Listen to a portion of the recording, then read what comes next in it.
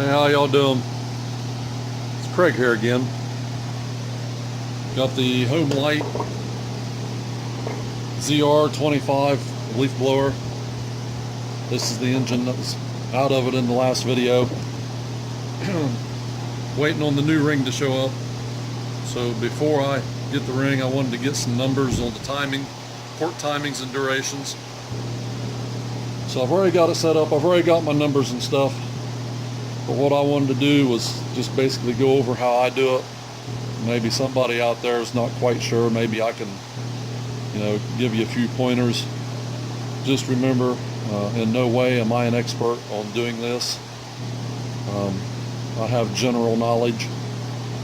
So, just keep that in mind. My way may not be the best way, might not be the proper way, but it's a way that I use that does what I need it to do so I can get the numbers that I need to get from it.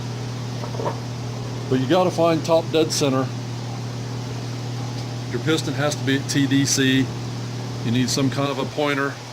That's just a piece of wire that I attach to the bottom cylinder base screw.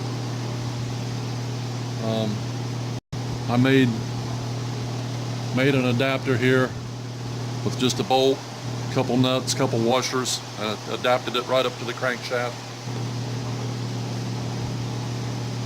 But you find TDC, and there's multiple ways you can do this. You can use a piston stop, run it down in the cylinder, run the piston both directions, get your numbers, do your division, reset your pointer, and then that should be TDC for you. Or, because this is not, heart surgery it's not imperative that you get precise. You need good numbers, don't get me wrong, but they don't have to be precise just to have general guidelines.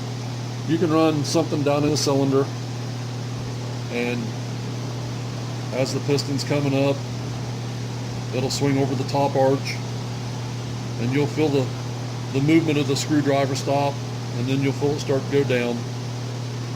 Just as you feel it start to go down, look at your pointer. You're about 15 degrees after. Run it back the other way. Starts to go back down. You're about 15 degrees before. So if you find that, set it on 15, then just take 15 and 15 would be 30. Take half of that. That would be your zero. So right there would be TDC. When you're getting numbers for port timings and durations, remember you have to turn the engine in the direction that it runs. This engine runs counterclockwise, so I'm going to turn it counterclockwise. First one I done was the exhaust.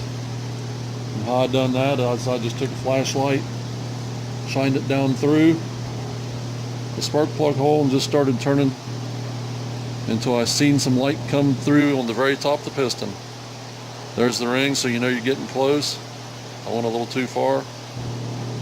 I can just barely, oops, sorry about that. Didn't realize that you couldn't see.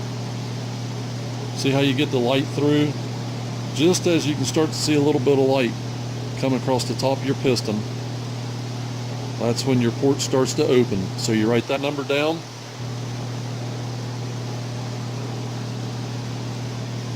That's about, after top dead center, there would be 90 degrees, 100 degrees, 120, so we're about 118 degrees. I keep holding it up too far. We're about 118 degrees after top dead center because it's running this way. So then you write that down.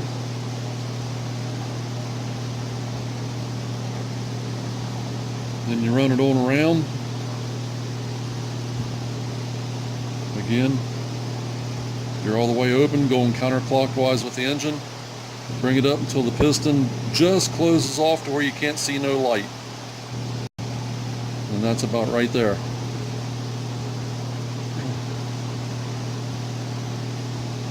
We're coming up on top dead center.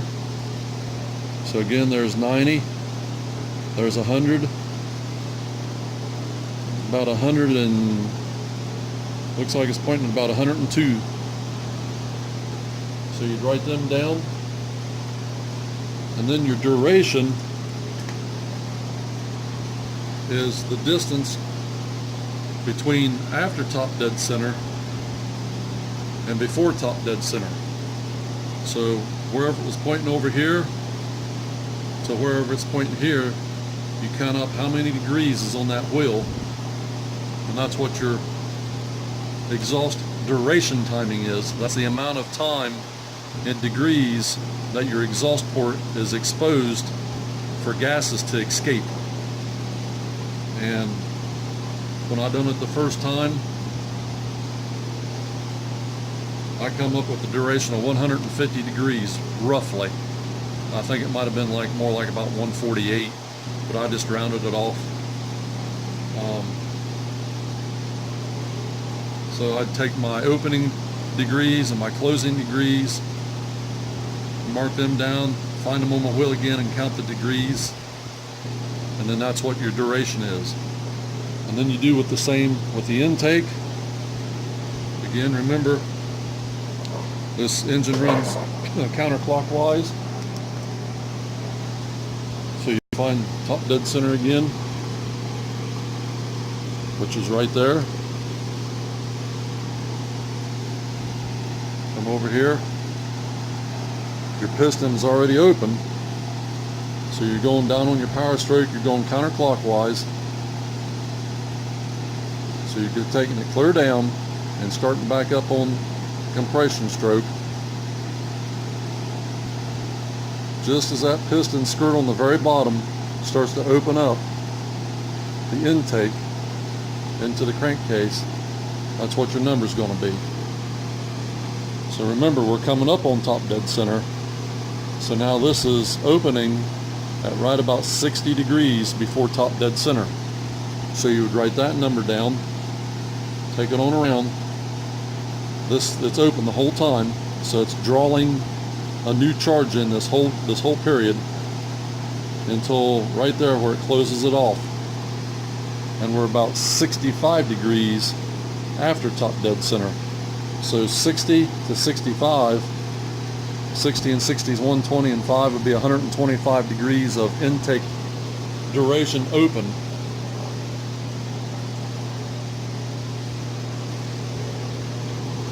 So you take, like I said, you take the 60 degrees before, and you would count all the degrees until 65 after.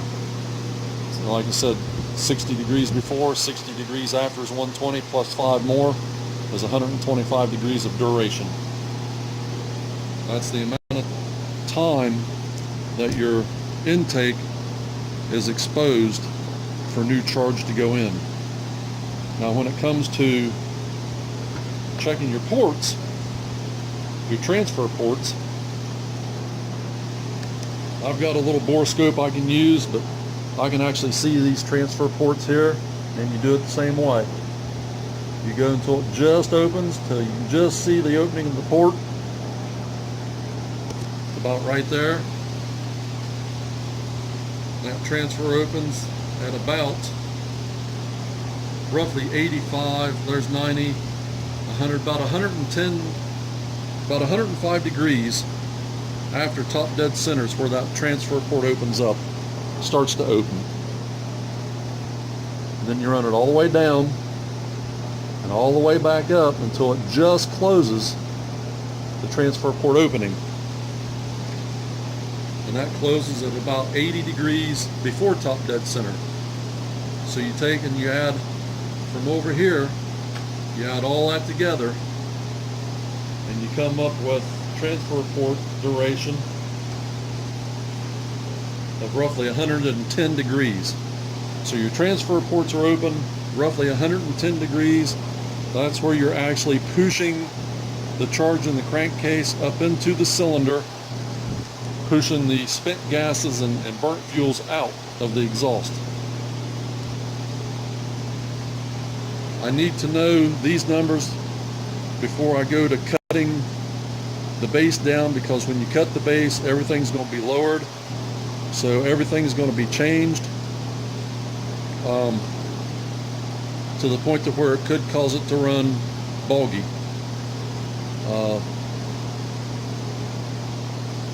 Duration.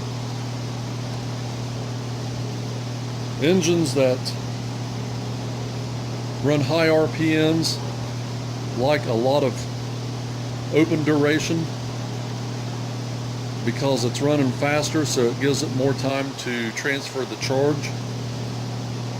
If you have a smaller duration number, if it would be like 105 degrees versus 120 degrees, you wouldn't be able to get a full charge in there. You wouldn't be able to get all the spent gases and burnt fuel out of there, so it would cause it to run a little boggy. So lower durations favor lower RPM engines.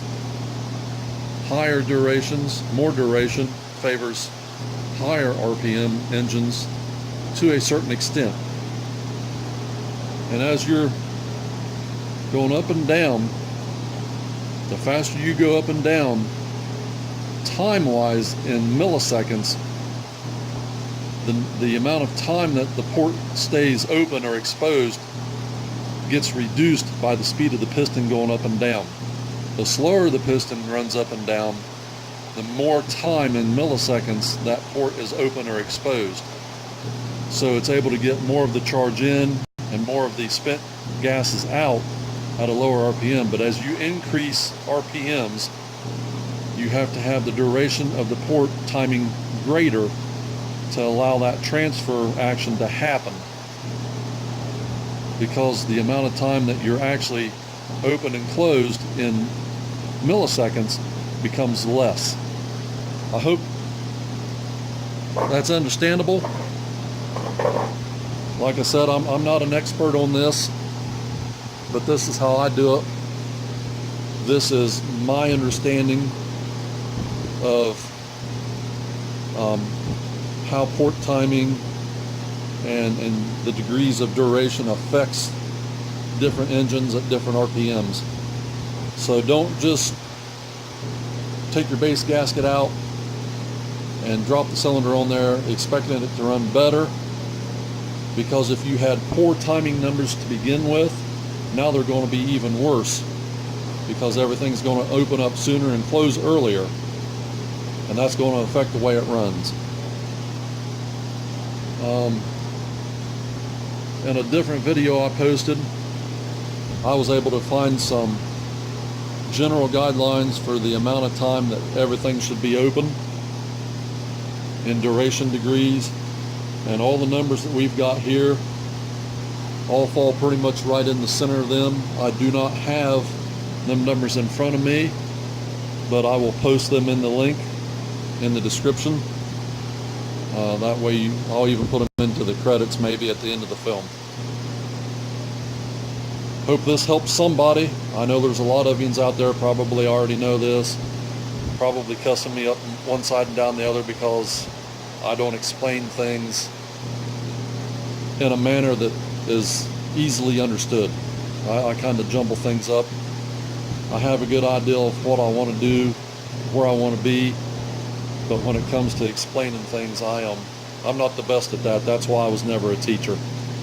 But again, I need these numbers before I do anything. The cylinder is mounted with the base gasket in place, so when I get the new ring, before I put it all back together, I'm going to put this on the lathe and I'm going to trim, what did I say, 35 thousandths? Yeah, I'm going to remove 35 thousandths from the base of the cylinder. That way I'll be able to utilize the base gasket. And that should get me somewhere into the 25 thousandths of an inch squish range. And then I'll be able to run my numbers again and should be able to get my durations, my port openings and closings, close to what they are stock by doing a little bit of grinding, port work. I'm not going to do a lot. We'll see where we stand. If I still fall within an acceptable range for degree durations and timings, I'll just leave it go. But if it's starting to get a little too small, I'll actually go in there and I'll massage the roof of the exhaust and open it up a little bit. But anyway, that's how I do port timings, duration numbers. I hope you's all able to understand what I was trying to say, especially those of you who may be in the dark about what they is all about. Maybe this will help somebody who thought they knew but didn't have a good understanding. Hope you enjoyed. Hope you was able to learn something. If you already knew, please take it easy on me. And I'll see you all in the next video. Take care.